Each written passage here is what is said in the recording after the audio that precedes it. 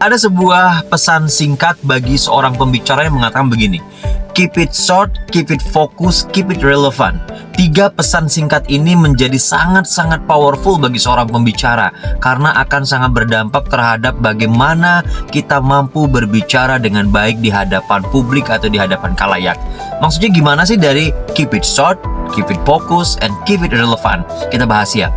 Keep it short ini artinya kita berbicara secara efektif dan efisien.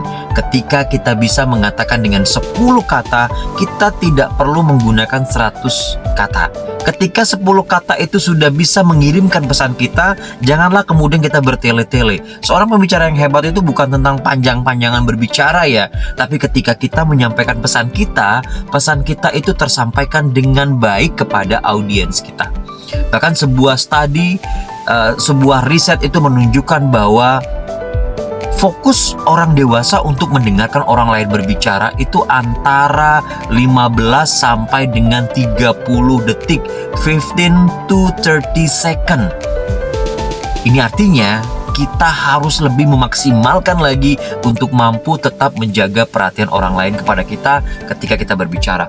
Maka yang pertama pesannya adalah keep it short. Tetap sesingkat mungkin ya. Tidak ada orang yang akan protes ketika Anda berbicaranya singkat.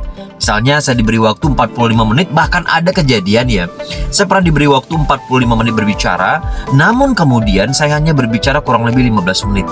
Tapi pesannya sampai, orang akan sangat mengapresiasi. Bukan berarti semuanya harus singkat, tapi pesannya nggak sampai, itu bahaya juga.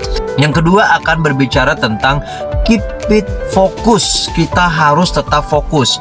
Bagaimana kemudian caranya menjadi seorang pembicara yang mampu fokus terhadap pesan yang kita akan sampaikan? Fokus ini akan sangat terbantu ketika kita menyiapkan pesan kita dengan struktur yang jelas. Be organized. Struktur membantu kita untuk tetap fokus kepada pesan yang ingin kita sampaikan dan membantu audiens kita juga fokus terhadap pesan yang mereka dengarkan. Jadi struktur menjadi bagian penting untuk membantu kita tetap fokus dengan apa yang kita akan sampaikan. So, pelajari struktur-struktur sederhana untuk menyampaikan pesan Anda. Ada banyak sekali struktur. Struktur dasar yang paling umum, opening, isi, dan penutup. Dan kemudian di bagian-bagian celah-celah lainnya, kita bisa isi dengan struktur-struktur kuat lainnya. Itu yang kedua. Yang ketiga, keep it relevant. Maksudnya gimana keep it relevant? Pastikan bahwa pesan kita itu sangat relevan dengan kebutuhan audiens kita. Ada banyak pembicara yang kemudian tidak didengarkan oleh audiensnya karena audiensnya ngerasa saya nggak butuh materi ini. Karena audiens kita itu merasa bahwa saya hanya dipaksa ke sini, saya nggak butuh. So, pastikan sebagai seorang pembicara, kita benar-benar make sure bahwa apa yang kita sampaikan ini relevan dengan kebutuhan audiens. Maka lakukan analisa audiens sebelum Anda tampil. Ini menjadi salah satu pekerjaan rumah yang wajib diselesaikan seorang pembicara sebelum kemudian mereka berbicara di hadapan khalayak. Saya biasanya menerapkan dengan teknik audiens, analysis, understanding, demographic, kemudian interest, environment, need, customize, dan expectation. Ada 7 langkah ini yang saya lakukan untuk memahami siapa audiens saya. Sehingga ketika kita tampil, kita bisa memastikan bahwa pesan kita relevan.